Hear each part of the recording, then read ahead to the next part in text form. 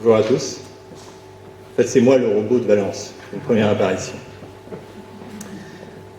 J'ai d'abord une bonne nouvelle, c'est que nos enfants vivront 1000 ans. Et j'ai une mauvaise nouvelle, c'est que nous, pas. C'est là une injustice dans l'histoire de l'humanité sans précédent.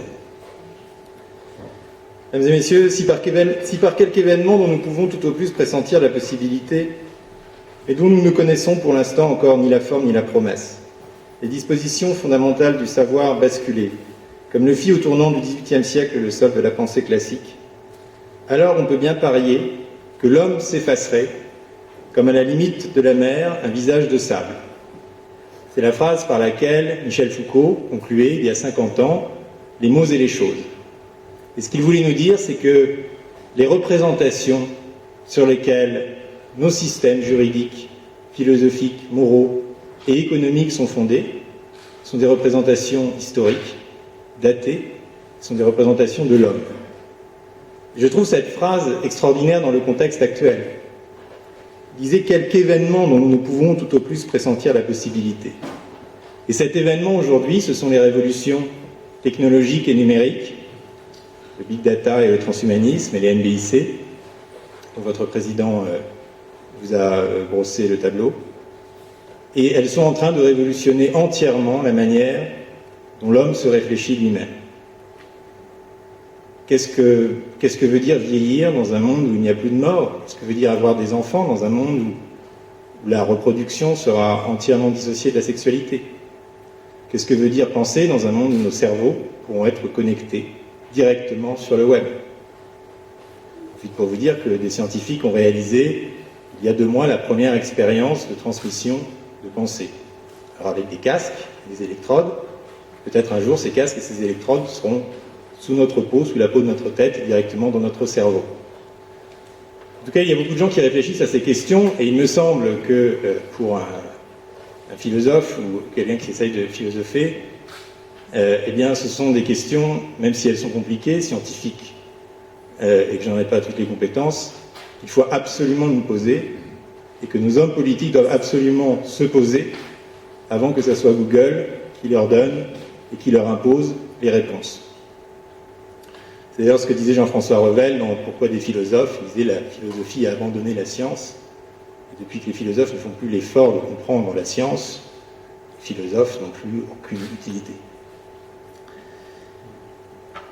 Il y avait hier dans le Financial Times une tribune de leur correspondant scientifique qui s'appelle Anjana Ahuja, qui résumait exactement les 2 innovations majeures de l'année passée. On n'en a pas tellement parlé, peut-être en avez-vous entendu parler, en tout cas je vais vous les rappeler. D'abord, il y a à l'université de Canton, une scientifique chinoise, Yunju Hang, qui est parvenue à éliminer un gène sur un embryon humain déjà formé, non viable, mais déjà formé. Ce gène, c'est le bêta-thalassémia, qui provoque une maladie de sang héréditaire. Ce qui veut dire qu'elle a réussi, pour la première fois, à changer l'ADN d'une personne déjà formée. Et à des fins thérapeutiques, car qui ne veut prévenir et éliminer des maladies héréditaires? Elle a utilisé pour cela la technologie CRISPR, qui est maintenant bien connue, qui a d'ailleurs été inventée par une Française, et qui permet de modifier déjà les ADN d'animaux ou de petits mammifères. Alors cette découverte a provoqué l'effroi, les grandes revues scientifiques ont refusé de la publier, un groupe de biologistes américains a appelé un moratorium sur ce genre de recherche. Et on a souligné qu'elle contrevenait à la Convention d'Oviedo contre l'eugénisme, qui a été signée par la France et d'autres États européens. Parce que l'Asie n'a pas du tout les mêmes préventions que nous dans ces domaines. Et puis, il y a quelques mois, peut-être avez-vous entendu parler de l'histoire du bébé à 3 parents en Angleterre. Le Parlement anglais a autorisé, pour le coup, l'introduction d'un ADN mitochondrial modifié dans la cellule d'un embryon.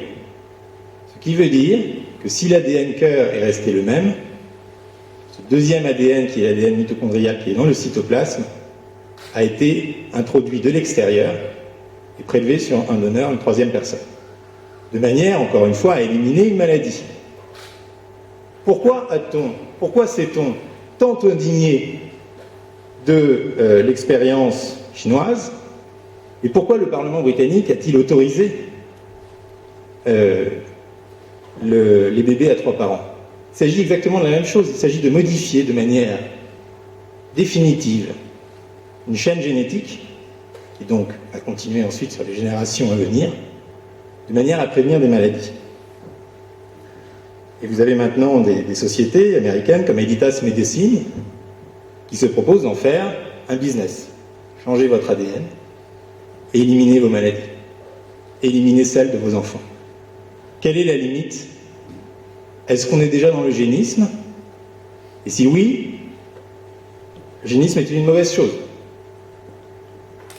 Alors, et se dirige-t-on vers, non plus un OGM, mais un OHM, un homme génétiquement modifié.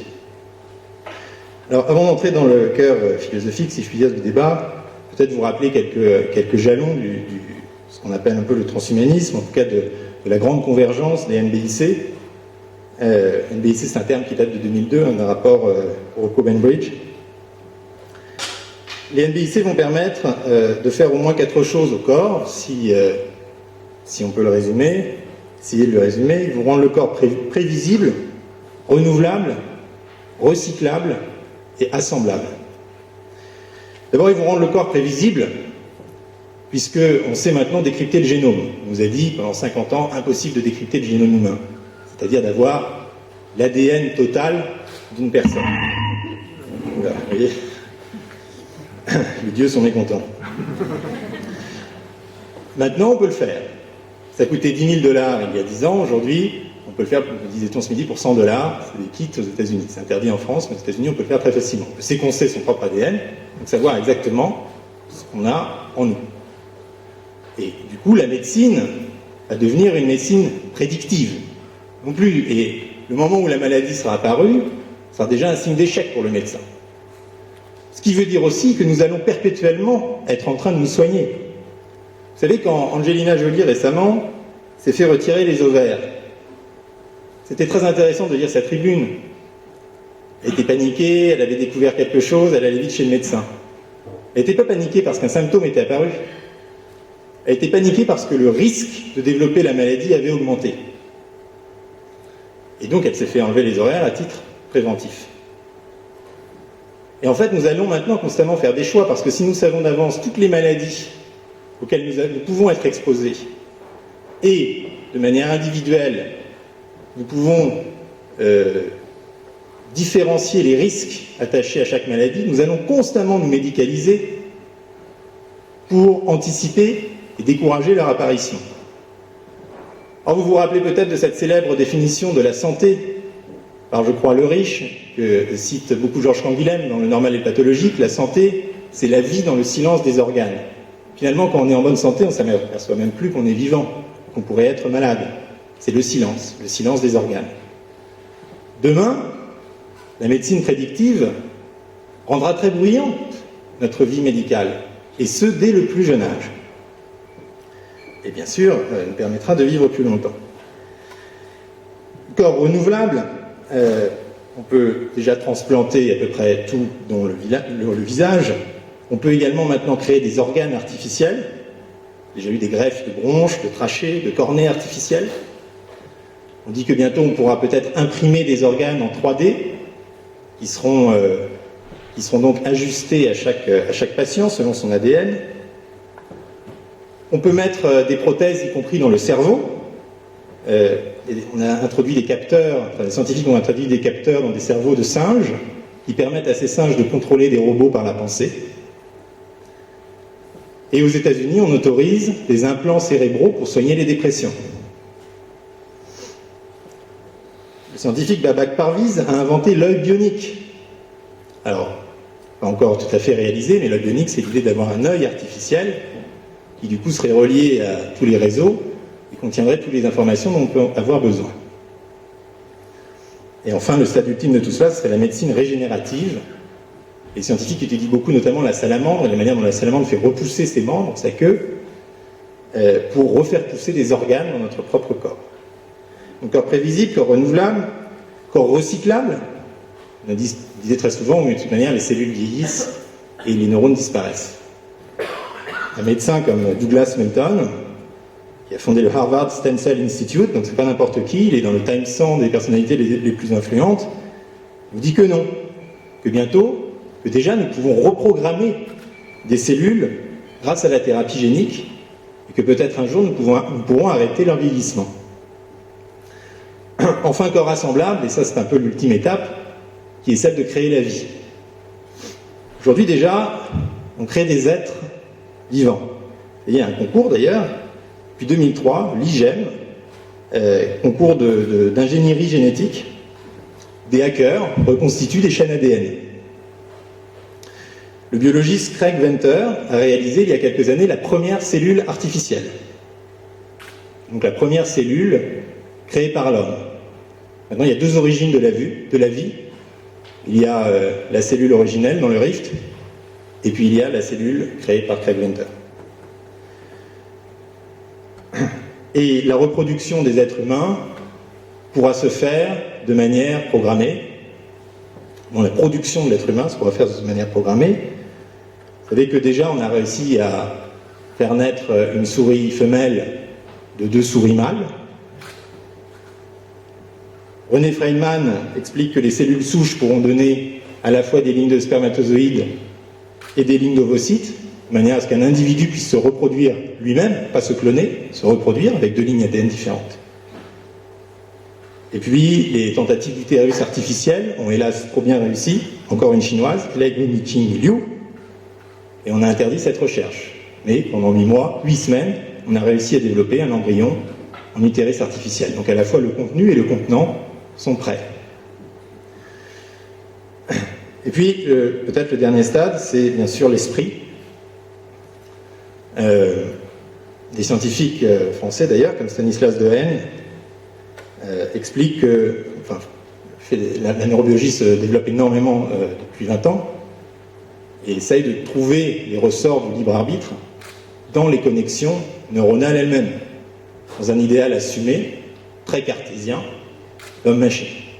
Et inversement, une fois qu'on aura compris la manière dont marche un cerveau, on pourra inventer informatiquement l'équivalent du cerveau, et ça c'est le projet Blue Brain, construire un cerveau sur ordinateur. La conjonction de toutes ces nouveautés, une fois je ne suis pas un scientifique, je regarde juste le paradigme qui est en train d'émerger, sur lequel beaucoup de gens réfléchissent et travaillent. Je ne sais pas si c'est pour demain, pour dans 30 ans ou pour dans 100 ans. Et voilà ce que les scientifiques américains et chinois essentiellement ont en tête. Tout ça aboutira à ce que les transhumanistes, et notamment Ray Kurzweil, qui est un peu le fondateur du mouvement, qui est aujourd'hui d'ailleurs l'ingénieur en chef de Google, et qui a longuement dirigé le Singularity Institute for Artificial Intelligence, financé par les fondateurs de Google, appelle la singularity. Et la singularité, c'est ce moment, mais c'est presque une religion dans la Silicon Valley, la singularity, tout le monde connaît. C'est le moment de bascule où on est prêt à coupler l'homme et la machine, le neurone et le silicium.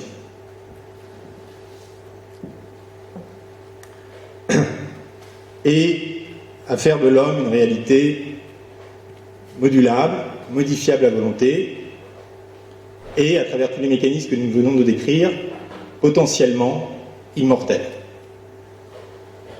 C'est là que j'en viens au titre de cette intervention, le transhumanisme est-il un humanisme? Est-ce qu'après tout, il faut mourir pour être un homme? Est-ce que si vous aviez le choix, vous voudriez mourir? Est-ce que la mort n'est pas, au contraire, inhumaine quand elle n'est pas choisie? Et en même temps, si on échappe à la contingence de la mort, tous nos systèmes juridiques, y compris pour vous, messieurs les juristes, vont changer. Après tout, qu'est-ce que le droit, sinon la manière de corriger la contingence? Alors, j'essaierai d'essorer ce sujet, je suis déjà trop long, et de mieux cerner cette idée d'humanisme. Donc, on nous rabâche un peu les oreilles, on rebat un peu les oreilles, tout le monde parle d'humanisme, comme Mélenchon, l'humain d'abord. Et finalement, c'est assez compliqué de définir l'humanisme. Alors, le grand, disons, chef de file de ce qu'on appelle déjà les bioconservateurs, ceux qui refusent le transhumanisme, c'est Francis Fukuyama. Oui, le même Fukuyama que vous avez lu il y a 25 ans maintenant, The End of History, que l'économie de marché, vous savez, après la chute du mur de Berlin, cette idée que l'économie de marché et système politique démocratique allaient, main dans la main, produire un monde meilleur. Le même Fukuyama a donc écrit tout un livre pour expliquer pourquoi il fallait bannir la recherche génétique. Et en fait, il a 3 arguments, me semble-t-il, c'est comme ça que j'ai compris ce livre. D'abord, son vrai problème à lui, c'est les droits de l'homme. Parce que c'est ton fondement, y compris de son système intellectuel. Sans droits de l'homme, sans individu, sujet du marché et du droit, homo politicus, il n'y a plus de fin de l'histoire. Et donc il dit, ces droits de l'homme, je dois les ancrer dans la nature humaine. Alors qu'est-ce que la nature humaine? Fukuyama est quand même assez avancé pour réfuter l'idée naturaliste d'une nature humaine qui serait soit donnée par un créateur, soit qui correspondrait à une sorte de dessin anticipé de l'évolution, de dessin caché, comme on disait au XIXe siècle. Il met ça de côté. Et il essaye d'en donner une définition essentialiste, mais qui ne soit pas transcendante. À mon sens, peine perdue. Alors, grosso modo, il dit 3 choses. D'abord, l'espèce humaine doit s'entendre au sens génétique. Il y a des sortes de lignes d'ADN qui font que nous rentrons dans des moyennes. Il y a de très longues pages, notamment chez Fukuyama, sur les moyennes de taille. Vous voyez, on est tous à peu près la même taille, dans certaines limites. Ensuite, il y a ce qu'il appelle le facteur X, qui est une sorte de dignité comme qualité humaine universelle, la conscience, le langage, la raison, le choix moral, les émotions. Et puis enfin, il y a cette crainte que les biotechnologies fassent émerger de nouvelles classes sociales, cette fois des classes génétiques, où les hommes augmentés pourront dominer aisément les hommes 1.0 que nous sommes.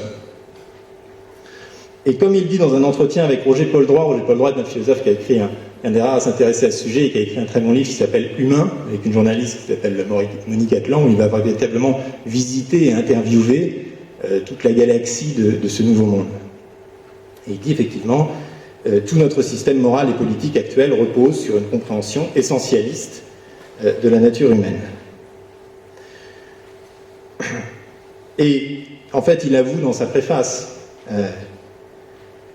il ne peut pas y avoir de fin de l'histoire s'il n'y a pas de fin de la science. Il veut arrêter la science, parce que sinon c'est son système intellectuel qui s'écroule. Il fait selon moi 4 erreurs, une erreur philosophique, et si vous voyez, c'est sa définition de l'humanisme. Une nature humaine qui est une sorte qui est une moyenne, finalement, de ce que nous sommes. Une erreur philosophique, une erreur politique, une erreur biologique, une erreur technologique.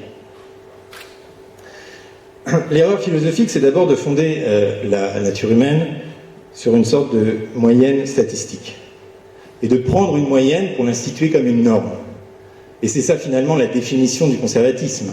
C'est de prendre ce qui est, et ces pages sur la taille sont quand même sidérantes et très naïves, c'est de prendre ce qui est, de prendre la moyenne de ce qui est, et on dit, cette moyenne, c'est ce qui est, donc c'est ce qui sera et ce qui doit être. En plus, on peut très facilement retourner l'argument, en disant si par reprogrammation génétique je change la moyenne, alors j'aurais changé la définition de l'essence. Deuxièmement, son facteur X n'est jamais qu'une actualisation du mythe du bon sauvage, et l'idée que derrière nos qualités empruntées, il y aurait une nature humaine, rejoint ainsi le vieux débat qui opposait Voltaire à Rousseau. Vous vous rappelez de Voltaire, monsieur, il nous prend envie de marcher à 4 pattes quand on lit votre ouvrage. Et enfin, une erreur politique, parce que ça sera précisément le rôle du politique 2.0, que d'empêcher l'émergence de classes. Aujourd'hui aussi, il y a des inégalités. Néanmoins, nous sommes tous égaux devant la loi. C'est pour ça que je pense que, dans la lignée de Fukuyama, le mot humanisme est souvent utilisé comme un paravent du conservatisme. Et je ne veux choquer personne, mais dans les débats contemporains qui agitent la France sur le mariage homosexuel ou sur la GPA, le mot humanisme revient à toutes les sauces, et c'est vraiment dans la définition de Fukuyama. Enfin, il fait également une erreur biologique. Une erreur biologique parce que si l'espèce humaine s'arrête d'évoluer, elle régresse. On sait aujourd'hui que l'évolution, Stéphane Jay Gould qui l'a montré, n'est pas une évolution linéaire. Il y a des régressions dans l'évolution. Par exemple, nous avons perdu 300 de nos 700 facteurs olfactifs. Il y a quelques millions d'années, nous pouvions sentir aussi bien que le chien.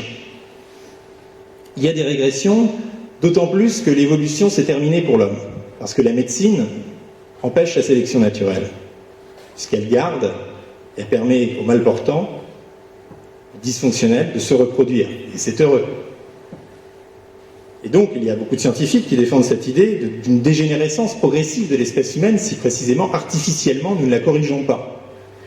L'université hollandaise de Nijmegen, a étudié les mutations intergénérationnelles dans l'espèce humaine qui empirent les handicaps mentaux, loin de les résoudre. Et donc, nous n'avons pas le choix, il faut intervenir, car sinon, c'est nous qui disparaissons. Enfin, une erreur technologique, car aujourd'hui, l'intelligence artificielle fait peser des menaces sur l'humanité. Deux types de menaces, essentiellement.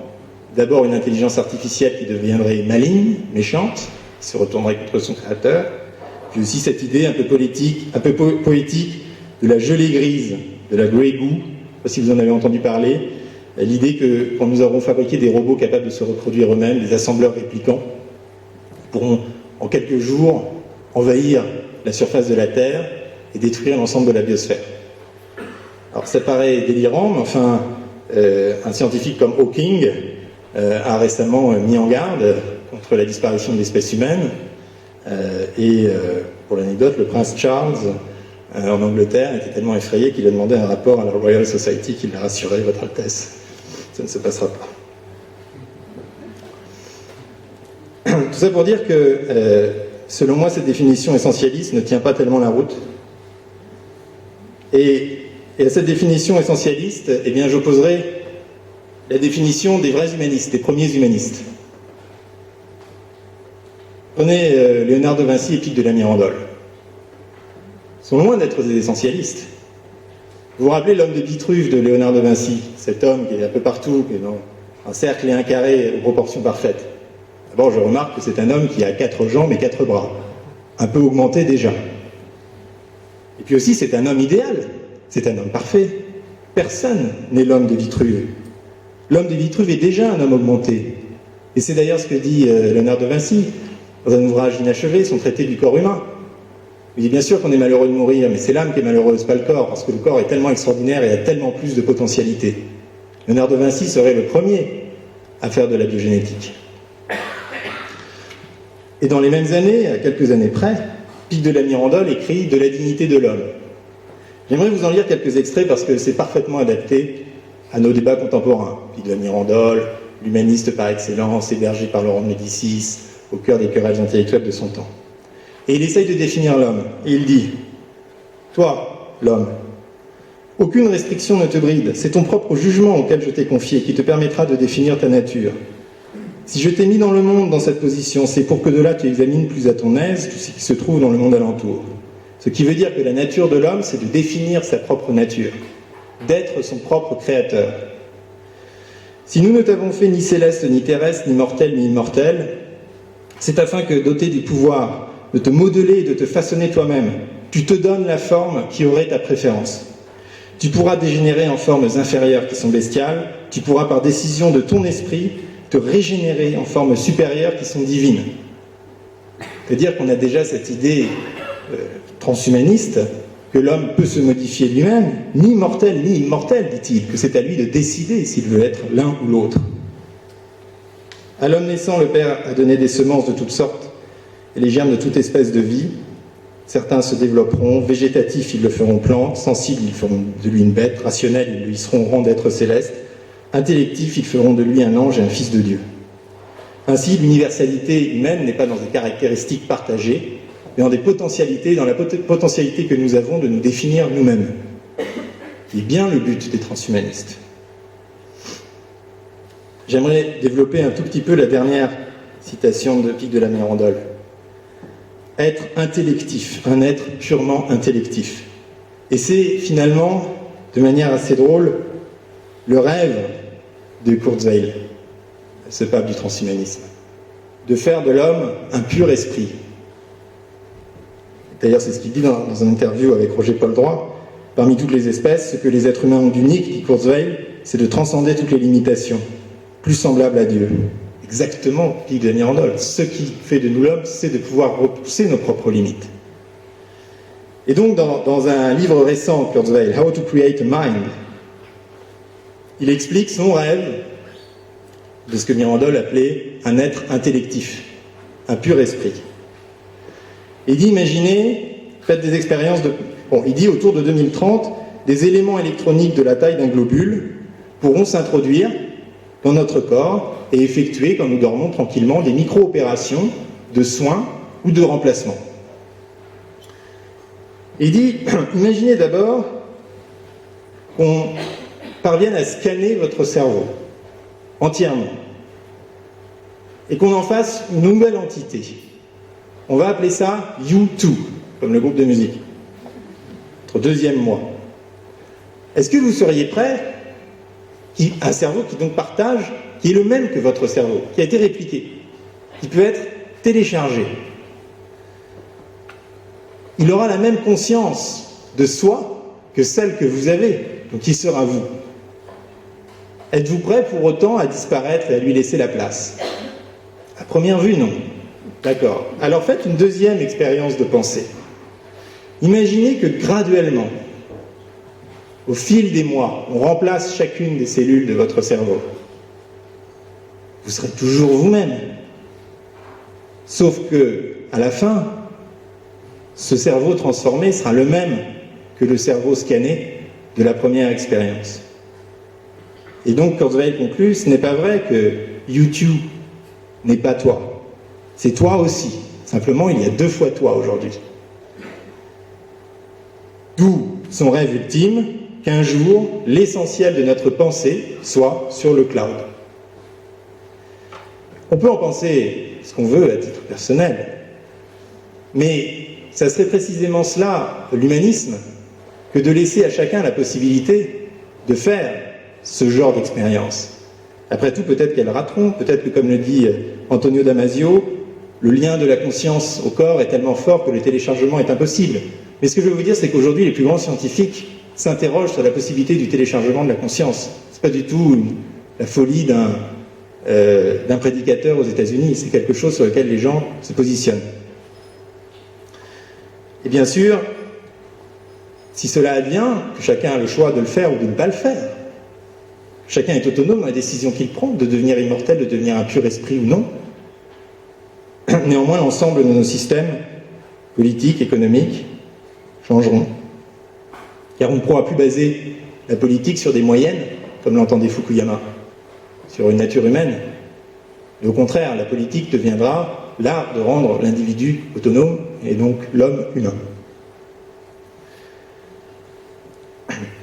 Alors, maintenant on rentre dans le vrai problème. Le vrai problème, c'est l'eugénisme.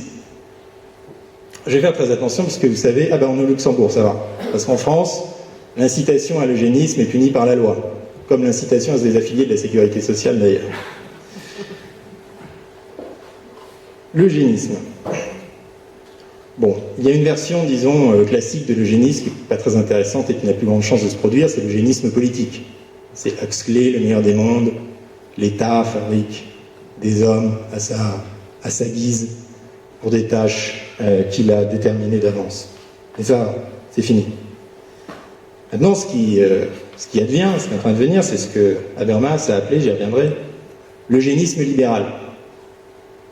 L'idée que chaque couple, chaque individu pourra créer l'individu, le remplaçant, le successeur, appelez ça comme vous voulez, qui lui convient.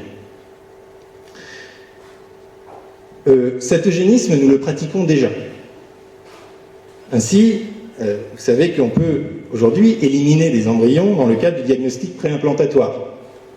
des fécondations in vitro, plusieurs embryons, on teste les embryons, ceux qui sont porteurs de maladies génétiques, myopathie, mucoviscidose, neurofibromatose, hémophilie, maladie de Huntington, etc., sont légalement éliminés. C'est la définition de l'eugénisme. C'est comme ça que, dans les années 2000, le jeune Valentin est né après que ses frères aient été embryons déjà formés, aient été éliminés. Aujourd'hui, il y en a plus de 3000 qui sont nés de cette manière. Et donc, certains généticiens, comme Lee Silver aux États-Unis, qui a écrit un livre, titre explicite, Remaking Eden, refaire le jardin terrestre, paradis terrestre, est très à l'aise avec ça. Il dit bien oui, demain, c'est ça le progrès, c'est de différencier la reproduction, la production, de la sexualité qui restera un loisir un peu vieux jeu. Et il dit, après tout, nous contrôlons déjà nos enfants via l'éducation, et via les facteurs sociaux et environnementaux, pourquoi ne pourrions-nous pas, si nous voulons leur bien, les former ex nihilo et décider de leurs caractéristiques. Ça a été théorisé de manière philosophique par Sloterdijk. Peter Sloterdijk, grand philosophe allemand, a écrit un livre qui avait fait un scandale énorme à la fin des années 90, qui s'appelait « Règles pour le parc humain ». Et il disait, écoutez, l'humanisme dont on nous vante tant, finalement, c'est quoi? C'est une manière, c'est un peu dans la tradition nietzschéenne, c'est une manière de dressage. Les humanistes, c'était finalement une société littéraire ultra-élitiste qui a voulu dresser et domestiquer l'humanité. Il dit, et finalement, eh bien, c'est ça l'avenir de l'humanité et de son amélioration, c'est par le dressage et la domestication. Et donc, aujourd'hui, l'humanisme, le super-humanisme, c'est de pousser la logique jusqu'à son terme et de passer, comme il dit, du fatalisme des naissances à la sélection prénatale. Ce à quoi lui a répondu, et bon, on pourrait aussi dire que finalement nous sélectionnons déjà notre descendance en sélectionnant notre femme. C'est les thèses de Gary Becker sur le marché du mariage, et pas un marché hasardeux, dont les lois sont connues. Et Habermas lui a fait une réponse, et je finirai sur cette réponse parce que je la trouve très juste. Habermas, grande figure, grande ponte de l'herméneutique en Allemagne, qui a répondu très intelligemment à Sloterdijk dans un livre qui s'appelle « L'avenir de la nature humaine ». Très intelligemment parce qu'il n'a pas repoussé d'emblée l'idée d'eugénisme. Il a dit oui, ça se discute, l'eugénisme libéral. Je pense qu'il faut vraiment arriver, pour entrer dans ces sujets, à faire abstraction de beaucoup de préjugés ou d'impensés pour vraiment les prendre à bras le corps. Il dit, effectivement, Habermas dit peut-être qu'après finalement Copernic et Darwin, voilà, nous entrons dans la troisième décentration de l'image du monde. Nous soumettons la vie à la technologie et où nous pouvons et nous assumons de créer la vie, puisque biologiquement et technologiquement, cela apparaît aujourd'hui possible. Hein, toutes ces recherches dont je vous ai parlé au début viennent d'être interdites, mais clairement, les scientifiques s'accordent à dire que ce n'est plus un problème technique. Alors pourquoi refuser cela au nom de quoi? Et c'est là, je pense, que la réponse d'Habermas est intéressante. Il dit au nom de l'autonomie. Il dit quand vous êtes créé, quand vous êtes donc le produit de quelqu'un, que vous venez d'un plan qui vous est extérieur, vous en restez dépendant et vous ne pouvez pas être vous-même. Alors qu'aujourd'hui, le fait que nous venions au hasard des imbrications et des choix de l'ADN, nous donne au moins l'illusion d'être nous-mêmes, indépendants de nos parents et de nos créateurs. Et il dit, la chose est tout à fait différente de l'éducation.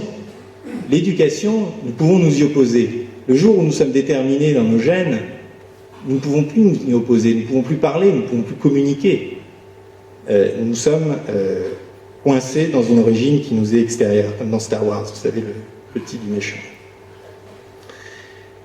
Et donc ça lui permet de garder l'idée d'une limite, compliquée à trouver, mais qui est néanmoins idéal régulateur de la bioéthique, entre un eugénisme négatif, c'est-à-dire la lutte contre les pandémies, donc le Valentin dont j'ai parlé précédemment, contre les maladies génétiques, et l'eugénisme d'amélioration, qui doit être interdit au nom même de l'autonomie possible, de l'autonomie de l'homme. Et ce rôle du hasard, finalement, l'idée du hasard et de la contingence, l'idée même de pouvoir reprendre à son compte la contingence, le cœur par exemple de la définition de la liberté chez Sartre, je suis un donné et ce donné je vais l'assumer.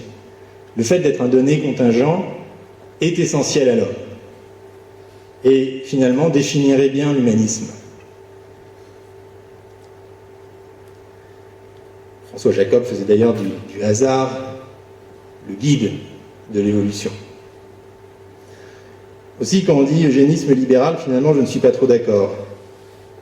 Car il y a deux libéralismes, il y a le libéralisme du marché, et puis il y a aussi le libéralisme qui serait finalement dans la tradition allemande, d'où vient Habermas, l'ordolibéralisme, qui au contraire, le rôle de la politique publique est d'assurer l'autonomie de l'individu, où le marché n'est donc qu'une conséquence, pas un principe premier.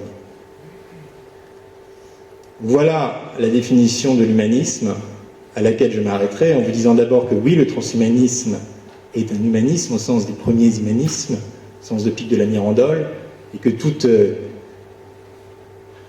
définition, tout essai de définition essentialiste est voué à l'échec et le reflet d'un conservatisme qui est battu d'avance.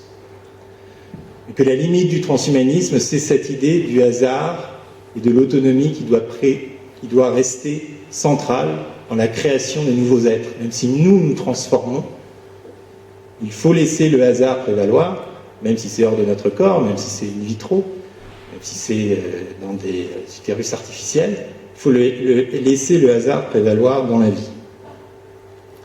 Et enfin, je voudrais vous dire quelques mots rassurants pour nous qui sommes des hommes 1.0. Vous vous rappelez peut-être de la fantaisie érotico-policière de Boris Vian, dans la série qu'on appelle Les Vian-Sullivan, écrit un livre qui s'appelle « Et on tuera tous les affreux », où les plus beaux sont sélectionnés pour se reproduire entre eux dans une espèce de laboratoire secret du docteur Schutz. Tous les méchants s'appellent Schutz, jusque dans les années 70.